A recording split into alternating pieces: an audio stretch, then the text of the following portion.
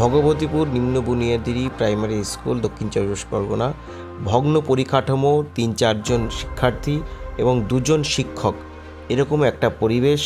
রাজ্য সরকারের কোনো ভ্রুক্ষেপ নেই। কী বলছেন স্কুলের শিক্ষক শিক্ষিকা, আসুন জেনে নিই।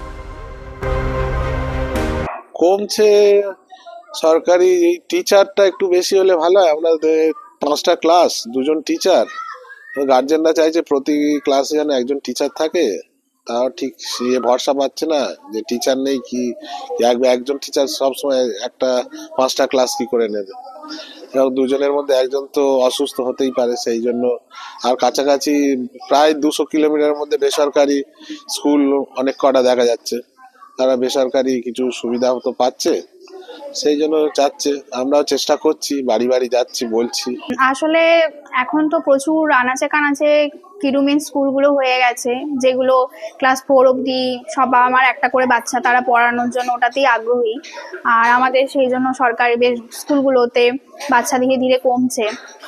আর তাছাড়া আমাদের স্টাফও অনেক কম, এই 3 জন টিচার নিয়ে আমাদের 5টা ক্লাস চালাতে হচ্ছে। সেক্ষেত্রে গার্জেনরাও আমাদের প্রতি বাচ্চাকে দেওয়া এবং যথাযথ ক্লাস হবে কি না সেগুলো ভরসা করে উঠতে পারছে না। আমরা বাড়ি বাড়ি যাচ্ছি বলার জন্য যে বাচ্চা কমে যাচ্ছে, যদি পাড়ার স্কুলটা উঠে যায় এটা একটা সবার কাছেই খারাপ হবে। কিন্তু ওই গ্রামেরই সাধারণ মানুষ, তারা কিন্তু রাজ্য সরকারকে দায়ী করছে না, বরং শিক্ষক শিক্ষিকাকে দায়ী করছে। আসুন তারা কি বলছে, কারণ তারা তো বোঝে না কি বলছে, তারা একটু জেনে নিই। ভালো করে লক্ষ্য করে শিক্ষকদের উপর একটা চাপ সৃষ্টি করে যে সময় মতো আসতে হবে, ছাত্রছাত্রীদেরকে পড়াতে হবে, প্রয়োজনে ছাত্রছাত্রীদের বাড়িতে ভিজিট করতে হবে, তাদের মূল সমস্যাগুলো কি জানতে হবে, গার্ডিয়ানের সঙ্গে আলোচনা করতে হবে। গ্রামের যারা শিক্ষানুরাগী ব্যক্তি আছে তাদের সঙ্গে যদি শিক্ষক মহাশয়রা আন্তরিকভাবে এই বিষয়ে আলোচনা করে তাহলে মনে হয় সমস্যার সমাধান হয়ে যায়। কিন্তু যারা কর্মচারী আছে তাদের মধ্যে সেই জিনিসটার অভাব, তাদের সদিচ্ছাটা নেই। এইটা হচ্ছে এটা করার, ছাত্ররা ড্রপ আউট হয়ে যাবার এই স্কুল থেকে, এটা একটা বড় কারণ। আমাদের মনে হয় মূল কারণ স্কুলের টিচাররা। কারণ এখানে বিগত 9 বছর ধরে স্কুলটা এইভাবে চলছে, ছাত্রও ছিল, কিন্তু আস্তে আস্তে এমন মনে হচ্ছে গ্রামের গার্জেনরা দেখছে যে স্কুলের টিচার ঠিক টাইম মতো আসে না।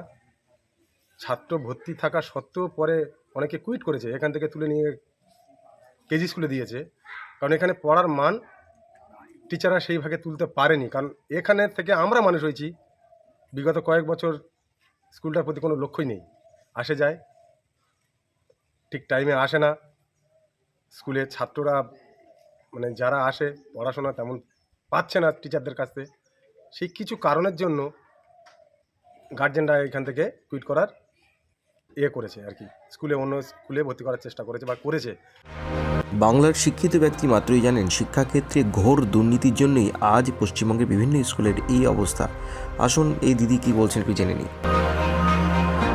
প্রথমত সরকারি যে স্কুলগুলো প্রাইমারি স্কুলগুলো পরিকাঠামোর ভীষণ অভাব, এবং শিক্ষা ব্যবস্থা নিয়ে বর্তমানে প্রচুর পরিমাণে রাজনীতি তথা ব্যবসা আরম্ভ হয়ে গেছে, যার ফলে সরকারি স্কুলগুলো বন্ধ হয়ে যাচ্ছে আর বেসরকারি স্কুলগুলোর উত্থান হচ্ছে। কারণ আমি যদি একজন গার্জেন হই, আমি নিশ্চয়ই দেখবো না যে একটা বাচ্চা তার পড়াশোনা বা তার পড়াশোনার অবনতি ঘটুক। আমি সবসময় চাইবো একটা বেস্ট এডুকেশন দেওয়ার।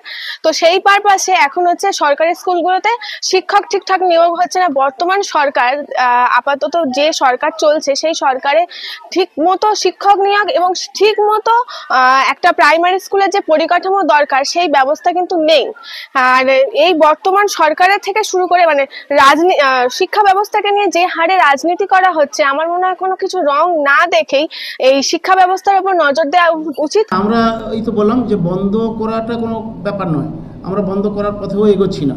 আমরা চাইছি স্কুলগুলো যাতে আবার স্বমহিমায় ফিরে আসে, ছাত্রছাত্রী যাতে ভর্তি হতে পারে। তাদের ঠিক অসুবিধাটা কি, যে কারণে অভিভাবকরা ছেলে মেয়েদের ভর্তি করছে না, আমরা সেইটাকে প্রথমে আইডেন্টিফাই করতে চাইছি। ধরুন হলোই না, তাহলে কী করবে পরবর্তী? না, প্রথমে নেগেটিভ ভাবছি না, হবে আমি প্রত্যাশা রাখছি। কারণ আমাদের পপুলেশনও যথেষ্ট দক্ষিণ চব্বিশ পরগনার, এডুকেশান স্ট্রাকচারটাও খুব ভালো, আমরা আমাদের শিক্ষকদের প্রতি খুবই আস্থাশীল। আমরা তবু একটা ড্রাইভ দেব আগামী 2 মাসের মধ্যে, তারপরে আমি বলতে পারবো কতটা আমরা রিকভারি করতে পারবো।